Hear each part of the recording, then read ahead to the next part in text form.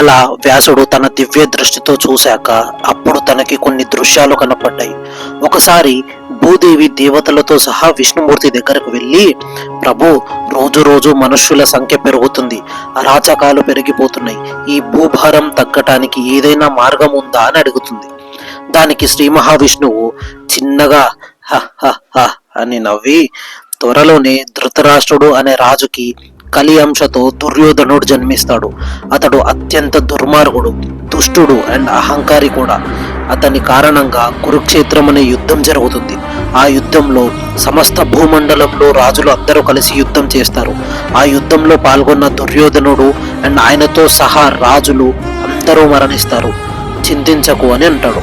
ఇదంతా తన దివ్య దృష్టితో చూసిన వ్యాసుడు కొద్దిగా ఆశ్చర్యపోయి, దుర్యోధనుడా అని తనలో తాను అనుకుంటాడు.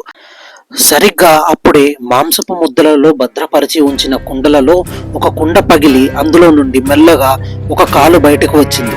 వెంటనే మెరుపులు, వెలుగుల గర్జనలతో ఆకాశవాణి ఆ బిడ్డకి దుర్యోధనుడు అని నామకరణం చేసింది. దుర్యోధనుడు జన్మించినప్పుడు కలిగిన మార్పులు, ఆ శకునాలను చూసి భయపడ్డ ఋషులు, మునులు, రాజపురోహితులు వెంటనే ధృతరాష్ట్రుడి దగ్గరికి వచ్చి, మహారాజా, ఇతడు జన్మించిన నక్షత్ర బలం, అలాగే ఇప్పుడు జరుగుతున్న ఈ పరిణామాలు బట్టి ఇతని కారణంగా మొత్తం కురు వంశమే నాశనం అవుతుంది. మీకు ఇంకా 100 మంది పిల్లలు జన్మిస్తారు కదా, ఈ పిల్లోని విడిచిపెట్టండి అని చెప్పగా, ధృతరాష్ట్రుడు వారి వైపు చూస్తూ, మన చేతికి 5 వేళ్ళు ఉంటాయి కదా, అన్నీ ఒకేలా ఉండవని నరుక్కుంటామా అని సమాధానం ఇస్తాడు.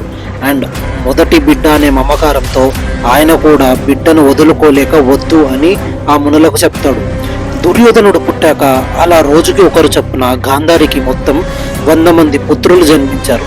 చివరిగా మిగిలిన కుండ పగిలి పుత్రిక జన్మించింది. ఆమె పేరు దుస్సల అని పెట్టుకున్నారు. ధృతరాష్ట్రుడికి ఇంకొక వైఫ్ ద్వారా యుయుత్సుడు అని ఇంకొక బిడ్డ పుడతాడు.